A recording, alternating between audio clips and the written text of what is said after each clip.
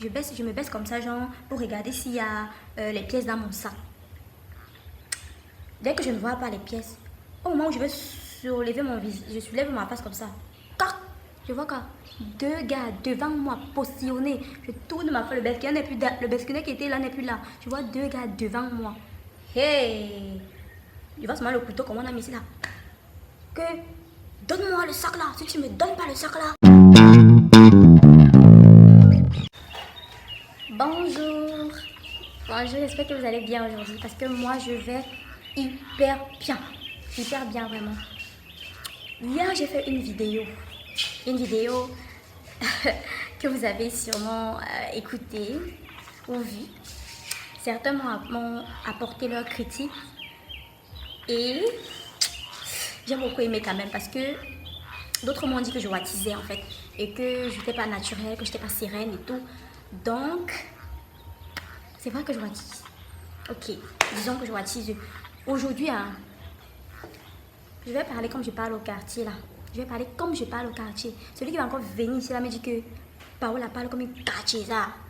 Non, je vais sauf que wattiser maintenant. Ah! Aujourd'hui, on va parler de ma story time. Comme vous l'avez vu dans le titre, maman, on m'a fait ça dur. Non, les Camerounais sont forts. Voler mon sac de l'école. Genre avec tous mes cahiers dedans. Tandis que je raconte. Je me lève un matin, c'était un mercredi. Je me souviens encore très bien de ce jour-là. C'était un mercredi. Je me lève, comme chaque matin, je suis ma musique et tout. Parce que moi, j'aime la musique douce. La musique douce, en fait. Parce que malgré que je suis agitée, moi, j'aime la musique douce, genre, tranquille, tu vois. Tranquille, tu vois. La musique te fait penser au bon mec, genre dans ses bras et tout. Et puis, c'était à 4 heures. Parce que je lève, quand je sais que je pars à l'université, je me lève à 4 heures. Donc, c'était à 4 heures que je me suis levée, en fait. Je me lève, je fais mes petits travaux de la maison et tout, vous savez, les assiettes, tout ça. Puis, je me lave, je mets mon pantalon jean, mon t-shirt et ma sandalette parce qu'à l'université, là, moi, non, j'aime porter ma sandalette, pas les talons, je ne suis pas là dans les danseurs. Parce qu'il faut être free. Déjà, quand tu veux discuter la place, discute en vrai. Voilà. Je mets mon sac à dos, je sors de la maison, j'arrive, parce que moi j'habite à Bépanda, j'arrive, genre, je commence à frapper, genre, un coup, deux coups, j'arrive en bas et tout. Moi j'avais pas de monnaie, j'avais 1000 francs sur moi. Je vais prendre la moto qui me laisse à l'université le doigt là. Je stoppe une moto, elle me dit que, le motoman me dit qu'il n'a pas de monnaie. Ok, tu n'as pas de monnaie, ok, passe ta route. Dès qu'il part, moi je continue à marcher. Comme une grande fille. Il faisait noir, hein? Il était 5 heures. 5 heures, il était noir. Il était seul en route. Ok. Dès que j'arrive à Double Balle, pour ceux qui connaissent Double Balle, dès que j'arrive à Double Balle, au rond-point là, je trouve une moto. C'était un père qui était assis sur la moto. Moi j'avais la confiance que non, le PS là, non, c'est quand même un pater. Même si c'est comment, tu vas me voler, il ne peut pas avoir un vol ici. Donc, je lui dis que je veux qu'il me laisse à l'université le doigt là. Il me dit que, je lui dis que j'ai 1000 francs. Il me dit, j'ai pas de monnaie. J'ai pas de monnaie. Ok, comme c'était la seule moto, moi je me dis alors que, ok, je vais reculer, peut-être 5 pas de lui. Et je vais commencer à fouiller mon sac pour voir si je peux trouver peut-être 200 ou 300. Parce que moi, à mon habitude, j'oublie parfois les pièces dans mon sac et tout. Je me recule 3 pas, quoi, 5 pas, 3 pas de lui. Je me baisse comme ça, genre, pour regarder s'il y a les pièces dans mon sac. Dès que je ne vois pas les pièces, au moment où je vais soulever mon visage, je soulève ma face comme ça. Tac! Je vois quoi? Deux gars devant moi, positionnés. Je tourne ma face, le besquineur qui était là n'est plus là. Je vois deux gars devant moi. Hey! Je vois seulement le couteau comme on a mis ici là. Que donne-moi le sac là. Si tu me donnes pas le sac là, je vais te poignarder. Maman! Maman, si c'était toi, tu faisais comment? J'ai seulement... Bon, c'est vrai que j'ai quand même essayé de faire le dur, tu vois. Genre, je tire le sac, il tire le sac. Il me dit que si tu tentes, je te poignarde. J'ai pas peur aussi, j'ai laissé le sac. Et dans mon sac, il y avait quoi? Tous mes livres, mes cahiers, mon téléphone. Merde. dès qu'ils ont commencé à courir, ils ne couraient même pas, ils marchaient en fait parce qu'ils savaient que j'étais presque sur la route. Il y avait deux dames là à côté et un père aussi qui était un peu à côté de moi, mais ils n'ont pas réagi. Et ils savaient que qui est sur les Camerounais ont peur, chacun cherche à sauver d'abord sa vie. Et puis au moment où j'ai commencé vraiment à pleurer, mon sac, ils ont commencé à courir. J'ai commencé à pleurer, donnez-moi mon sac, donnez-moi mes cahiers, donnez-moi mes cahiers. Quoi maman? Les Camerounais, rien. Ils sont seulement partis, comme si on n'ont pas écouté mes pleurs et tout. Je pleure. C'est là où les deux mamans qui étaient à côté de moi avec genre un père commencent à dire que ma fille, comment aussi on te voit, tu ne cries pas fort. Seriously, je ne crie pas fort. Vraiment, ça m'a vraiment dépassé. Parce que je criais, je pleurais. Donc, j'ai pas trop géré en fait ce qu'elle a dit là. J'étais seulement en train de pleurer. Mon sac.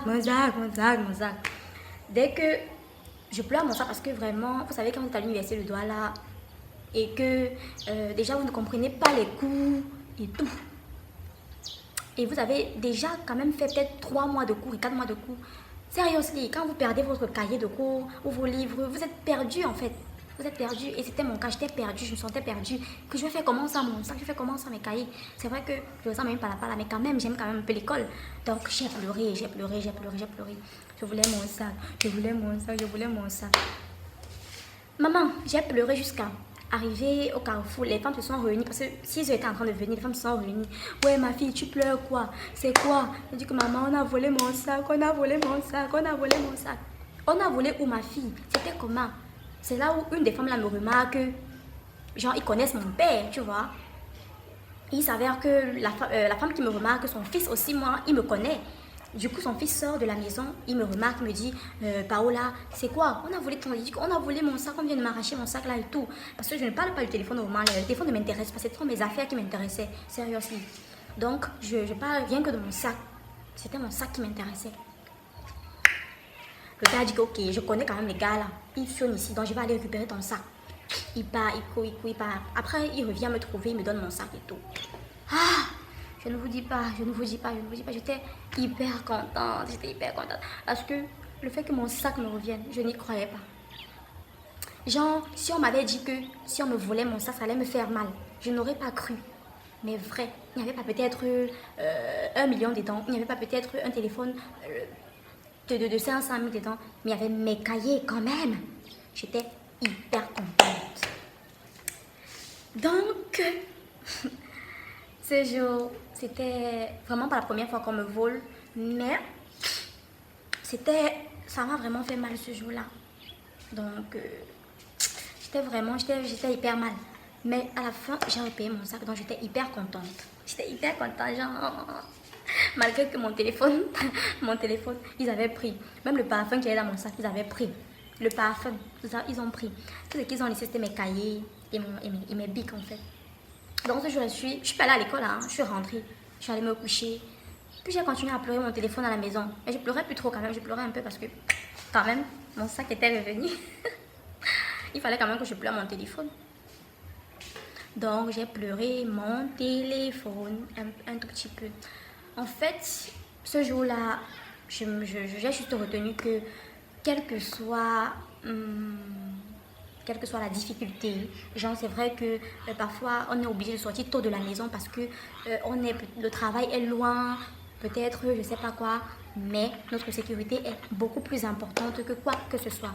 Si votre lieu de travail est peut-être loin et que vous voyez que vous devrez absolument sortir à 5 h du matin, je conseille d'appeler soit un mototaximan que vous connaissez, soit un motoboy que vous connaissez, qui va vous porter chaque matin et vous amener à votre lieu de service, que de sortir seul. Parce que ce jour-là, je remercie Dieu, j'aurais pu me faire violer, j'aurais pu me faire poignarder, mais par la grâce de Dieu, je suis en vie. Donc, je le remercie agréablement. Si vous avez aimé My Story Time, j'attends vos likes. J'attends vos likes et surtout abonnez-vous vraiment. Parce que les gens viennent là et c'est vrai, ils mettent un like mais ils ne s'abonnent pas. Je peux voir peut-être 100 likes mais je vois 0 abonnés. C'est pas encourageant. Ok? Si vous avez d'autres sujets et que vous voulez qu'on en parle, je serai là. Mais une prochaine fois, samedi, vous aurez une story time d'enfer. Là, je watise un peu. Bye bye.